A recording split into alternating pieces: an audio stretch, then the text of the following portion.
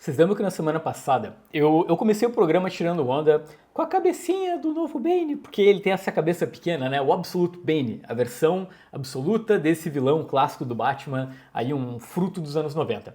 Pois então, galera, vamos parar e pensar que uma coisa sou eu abrir uma câmera e fazer uma brincadeira, dizer, olha só, que zoado esse design e tal, que na verdade eu até gosto do design, eu só achei engraçado e fácil de fazer uma brincadeira. O problema tá no que vocês estão vendo aqui na tela, que é o Graham Nolan, co-criador desse vilão, junto com o Chuck Dixon, dizendo, né, como designer e como co-criador do Bane, que ele acha um troço abominável, enfim, essa nova versão do vilão. Primeiro é importante dizer que eu gosto muito do Bane, eu acho um baita de um vilão, eu gosto muito tanto do que o Graham Nolan quanto o Chuck Dixon fizeram, né, no Batman, etc. Só que, galera, pensa que tem um colega de trabalho do outro lado lá, o Nick Dragotta, que fez um design que, pra mim, né, como eu falei no vídeo, lembra muito uma característica ali de mangá, tem um certo exagero, não é ético o Graham Nolan ir lá e detonar o trampo do Nick Dragotta. É muito melhor, beleza, deixa os fãs ir lá e comentar. Só que, galera, o bafafá foi tão grande, mas tão grande, porque muita gente concordou com o Graham Nolan, vocês podem ver que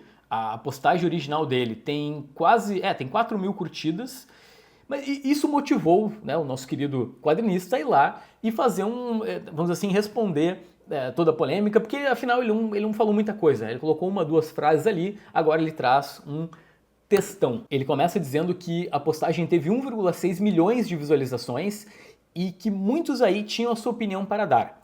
Se cada um de vocês tivesse comprado gibis, em vez de reagir à opinião de um carinha, esse mercado estaria muito melhor. Então vou propor um desafio. Por que se indignar comigo quando vocês podem se vingar comprando esse gibi? Falem para os seus amigos, comprem várias vezes, provem que estou errado com a sua carteira em vez de com seu teclado. E quero ver esse artista ganhar um royalty gigante. Quero ver esse gibi vender 1,6 milhões de cópias. Aí eu aprendo. E se vocês querem outro contexto, isso pode ser um pouco... é especulação minha. Mas o Graham Nolan, há um tempo, ele se juntou com o Comicsgate lá fora, que é uma galera anti-cultura woke lá dos Estados Unidos. E até onde eu sei, ele não tem trabalhado para as grandes editoras. Tipo, a DC não chamou ele para fazer uma capa variante do novo Bane, que seria, muito legal. Então talvez ele tenha um certo desprezo pelo mainstream e isso ajuda ele a, beleza, vou lá e vou falar mesmo, tanto faz seja aí um colega de trabalho. Mas ainda falando sobre Nick Dragotta, ele vem pro Brasil, sim, na CCXP, dezembro desse ano, teremos Nick Dragotta. Pô, grande anúncio, gente, é a primeira vez que ele vem pra cá. Pra quem não sabe, além do Absolute Batman, o Dragotta também fez o East of West, que foi todo publicado pela Devir, junto com Jonathan Hickman. E aí a CCXP também anunciou a Sara Pichelli, co-criadora do Miles Morales. Gente, Sara Pichelli no Brasil. Frank Martin também, que já veio pela primeira vez no ano passado, agora retorna, né, um colorista brasileiro que está no Absolute Batman. E para terminar, aquele anúncio que explodiu minha cabeça, que é Phil Hester, um desenhista muito reconhecido por conta do Arqueiro Verde, que ele fez junto com Kevin Smith, naquele reinício do personagem. Ele fez outros trabalhos também no Arqueiro Verde, ele fez aquele Gotham Ano 1, que é excelente com Tom King, saiu acho que foi ano passado, se eu não me engano. Galera, são só os 4 primeiros anúncios e eu já tô empolgadaço pra CCXP desse ano. Olá, tudo bom? Galera, vocês já lembraram de apertar no botão do like? Isso ajuda muito. O que mais eu tenho para dizer no começo do programa? Você já apoiou Dois Quadrinhos no Catarse?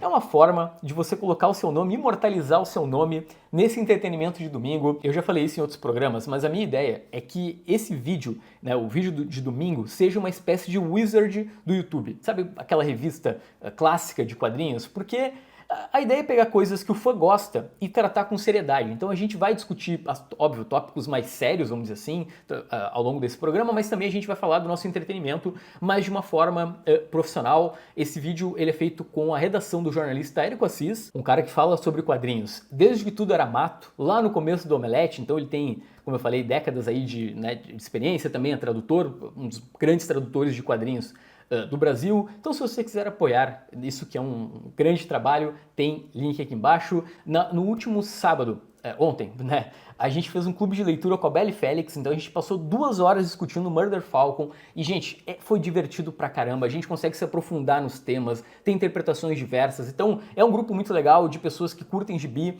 é um grupo que já tem, daqui a um pouco vai completar 3 anos de Catarse, e logo logo aqui no programa eu vou divulgar os próximos 4 clubes de leitura, tá? Aí tem convidados, etc, etc. Desculpa. Vamos lá, galera, vamos voltar a falar sobre o casamento do Homem-Aranha, porque é um assunto que simplesmente não para. Eu gostaria muito de ter a paciência do Tom Brevoort, que tá para completar 40 anos como editor da Marvel. Aí ele vai lá, responde o povo no público, discute com os fãs, o que é muito legal, mas por outro lado, gente, sei lá, vai precisar incomodar o cara. Bom, existe uma pequena chance de uma parte da galera aí do outro lado não saber, mas nos anos 70, o Homem-Aranha, o nosso querido Peter Parker, se casou com Mary Jane. Foi um evento bombástico dos quadrinhos, tem toda uma geração que acompanhou Peter Parker e Mary Jane juntos. Então meio que o natural para aquele leitor é ver esse casal, né, reunido. Só que aí, em 2007, a Marvel Comics foi lá e falou, não, a gente vai acabar com esse casamento, porque não dá. O Peter Parker tá ficando, parece um personagem datado, né? Os jovens não conseguem se identificar mais com o Peter Parker porque ele tá casado, e ele precisa ser sempre o cara mais jovem, sem grana, que essa é a graça do personagem, e a editora foi lá e acabou com, né, o casamento. O detalhe é que talvez a editora tenha feito isso de uma forma não muito... Na verdade, acho que é consenso que não foi de uma forma muito interessante. Nosso querido Homem-Aranha foi lá, fez um pacto com o Capiroto, e eu acho que não é mais spoiler, mas basicamente, para salvar a Tia May, Peter e Mary Jane juntos decidem acabar com o casamento, e aí o Mephisto vai lá e salva a nossa doce velhinha. E talvez a minha opinião aqui seja meio polêmica, mas galera, eu acho Um Dia a Mais, né, One More Day, que é o nome dessa história, um belo de um quadrinho, assim, no sentido de o drama, eles terem que se envolver com algo sobrenatural para, sabe, a última alternativa, ter que abrir mão do amor deles. Tudo isso, admito que me convenceu quando eu li. Eu acho que o problema está muito mais na consequência e no jeito que foi feito depois, e principalmente porque, gente, até hoje o casamento não voltou. Resumindo, até hoje tem uma galera que é pistola com a Marvel, com o fato, né, 20 anos de casamento colocados fora, ou pessoas até, né, de mais idade, assim, digo, né, não são adolescentes que gostariam de ver o Peter casado e se enxergar, né, dentro desse herói. E a Marvel também não se ajuda, porque eles dão acenos, né, dos dois próximos, ou por exemplo aqui, né, tu tem um cara chamado Paul, que já me dá uma raivinha só de olhar pra ele aqui, daí ele cumprimenta o Peter, e aí... Enfim, né, ele tá junto com a Mary Jane, eles têm que conviver no mesmo lugar, num clima meio novela. Isso vai também alimentando o fã e deixando ele cada vez mais, né, decepcionado com a Marvel. Só que no ano passado, a editora foi lá e falou, ok, vamos lançar uma versão alternativa, né, o Universo Ultimate, o novo Universo Ultimate, onde o Peter vai estar casado, com filhos. E o detalhe é que as vendas do Ultimate Homem-Aranha lá fora, elas superaram as vendas da revista tradicional. E aí uma galera tem o argumento de que, ok, se o Peter Parker casado tá vendendo mais que o Peter Parker não casado, vocês entenderam a lógica? E aqui então que entra o Tom Brevoort, como eu falei, né, editora há quase 40 anos da Marvel Comics. E eu já vou explicar por que tem uma imagem do Absolute Batman aqui na tela, mas o Tom, ele se comunica muito com os leitores, ele responde o tempo todo, e é uma das fontes de informação mais legais, assim, para tu acompanhar hoje em dia, é a newsletter, né, de um cara que tá dentro da Marvel, então ele consegue revelar pro leitor os bastidores e argumenta e explica, tu entende melhor a Marvel com um cara como o Tom Brevoort. E na newsletter, então, da semana passada, ele resolveu falar e, sei lá, ele usou alguns argumentos que talvez compliquem ele aí no futuro. Para começar, a diferença de vendas entre Ultimate Spider-Man e Amazing Spider-Man é mínima. A Ultimate não vende 2 vezes, 3 vezes a mais. Em segundo lugar, eu simplesmente não acho que o sucesso de Ultimate, no momento, tem a ver com Peter Parker e MJ casados. Eu acho que tem mais a ver com a qualidade do trabalho do Hickman e do Quequeto, né, a equipe criativa. Eu entendo que o povo que quer ver o casal junto novamente vai falar daquela série e dizer, olha lá, olha lá. Mas a real é que isso não me convence nem um tiquinho. E eu sou macaco velho, eu sei que uma coisa não tem nada a ver com a outra. Então, uma galera foi lá, né, um fã foi lá, pegou essas falas do Tom Brevoort, printou e jogou, né, no Blue Sky, gerando mais discussão, e o Tom Brevoort foi lá novamente e respondeu agora, né, de forma mais pública, vamos dizer assim. Deixa eu te perguntar, o Batman, a revista Batman, tá no fundo do poço? Absolute Batman sempre supera a Batman normal, não é? A versão absoluta sempre vende mais. Acabou por acaso a série normal do Batman? Eles vão ter que reviver a Martha Wayne na série principal? Vocês não concordam que isso seria uma loucura? Para quem não tá sabendo, uma das diferenças desse novo Batman é a Martha Wayne ainda estar viva. Então a lógica, beleza, então quer dizer que uma diferença. Sabe, faz muito sentido esse argumento dele, né? Não é um elemento que potencializa o herói a ponto de, ok, isso significa que toda uma mudança deve ser feita. Agora a gente volta para a newsletter do Tom Brevoort lá da semana passada, que ele deu uma outra resposta mais taxativa. Ó. O Brandon perguntou o seguinte: que patamar de vendas o Ultimate Homem-Aranha, coitado do cara, o Tom Brevoort também diz que toda semana ele recebe uma carta de alguém, justamente, né, falando sobre o casamento. Então, que patamar de vendas tem que chegar o Homem-Aranha Ultimate para a Marvel repensar o casamento do Peter Parker, né, na série principal?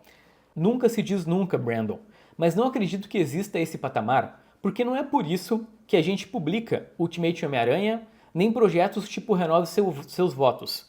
Não é para ser um ensaio, são alternativas para quem quer alternativas. Nós já concluímos de forma bem sucedida que no ideal platônico do Homem-Aranha, ele não tem um compromisso romântico. E essa conclusão não vai mudar só porque uma interpretação alternativa está indo bem nesse momento. Além disso, a série tradicional tem sido o nosso título regular mais vendido e com estabilidade há uma década e meia. Então, um outro título vender bem não é motivo para uma mudança, mas é motivo para nós, né, celebrarmos. Galera, já dizia Frozen, let it go. Não, esses pedidos dos leitores, eles não fazem nem sentido. A Marvel, pensa comigo, bem, vamos lá. A Marvel é uma empresa, ok? Ela tem uma versão do personagem casado com filhos e tem uma versão ideal de identificação com os leitores, né? Que é o Peter Parker solteiro e sem grana. Beleza.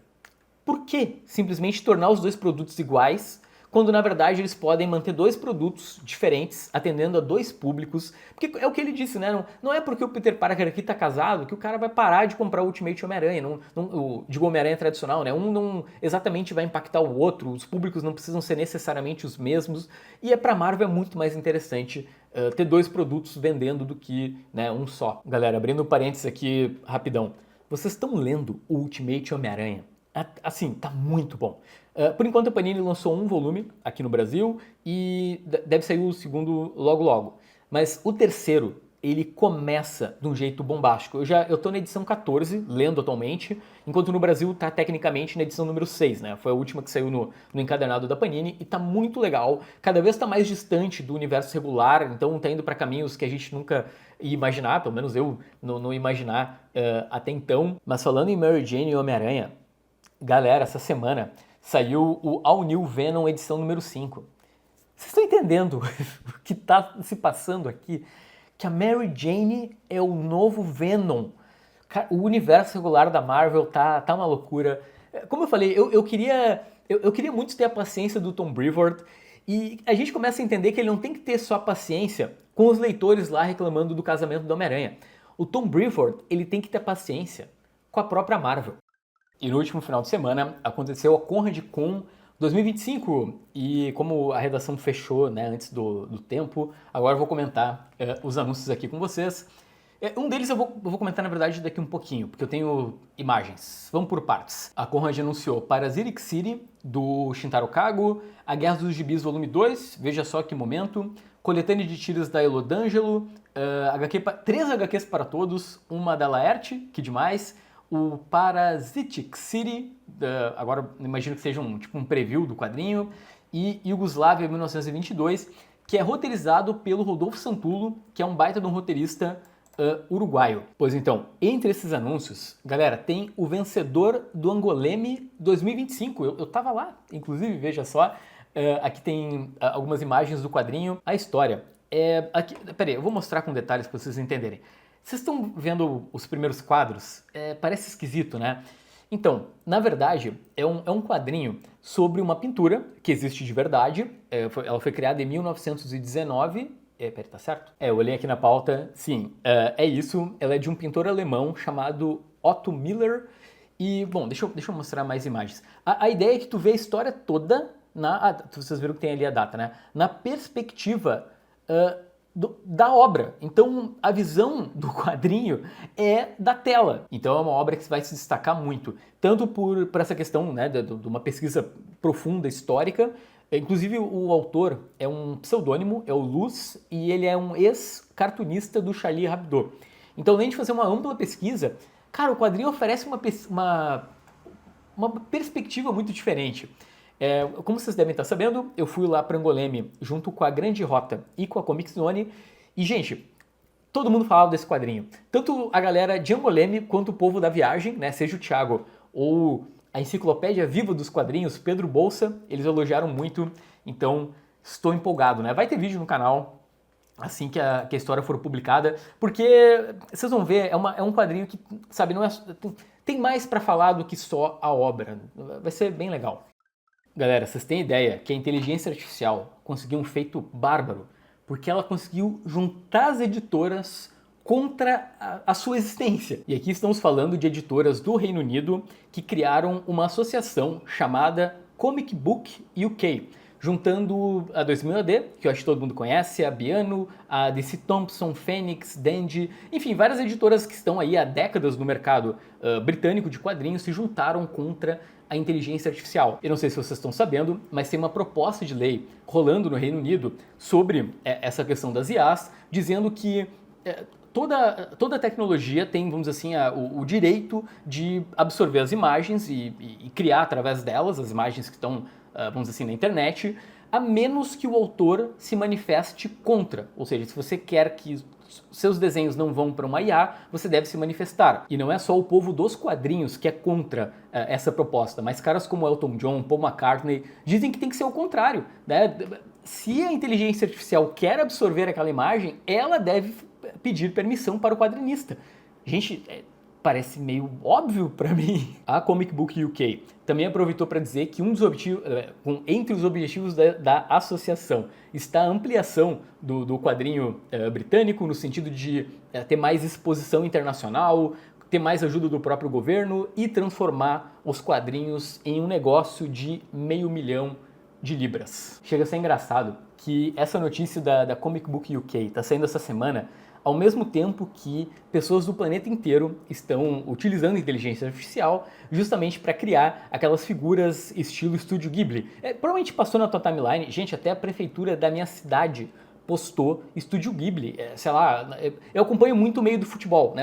Uma das coisas que eu gosto de fazer, sem ser quadrinhos, é que depois eu não vou tomar muito tempo, mas é que como o quadrinho virou um pouco meu trabalho, quando eu quero relaxar, eu vejo futebol. E no meio futebolístico, muita gente também utilizando imagens, brincando com o estilo do Estúdio Ghibli. E isso está acontecendo no momento em que o próprio estúdio se manifesta contra afinal, os caras estão utilizando o estilo deles, como também o próprio Hayao Miyazaki, há algum tempo também já falou sobre o problema da inteligência artificial. E galera, eu já comentei isso exatamente nesse quadro aqui no Dois Quadrinhos, que a solução é justamente essa questão jurídica, sabe? Eu acho que tentar conquistar, porque muitos artistas tentam buscar uma comoção do público com relação à inteligência artificial. O problema é que é algo que tomou uma proporção tão grande, mas tão grande, que tem muitas bolhas que simplesmente as pessoas não fazem nem ideia que isso é uma questão, que isso é algo sendo debatido, essa pauta do, usar imagens de artistas sem o consentimento não é caracterizado simplesmente roubo, né? Tipo, beleza, estão pegando arte de uma pessoa e transformando em outra coisa sem autorização. Então, a grande saída é isso que eu comentei antes, pelo menos na minha opinião, é essa questão jurídica mesmo, né? Tentar regularizar de uma forma que seja bom para o artista e que o cara seja remunerado e não que um trabalho vire banco de dados de uma inteligência artificial. E essa semana, a editora Veneta lançou essa imagem que vocês estão vendo aí na tela. Eita, uma imagem misteriosa sobre uma reunião da editora com o Catarse.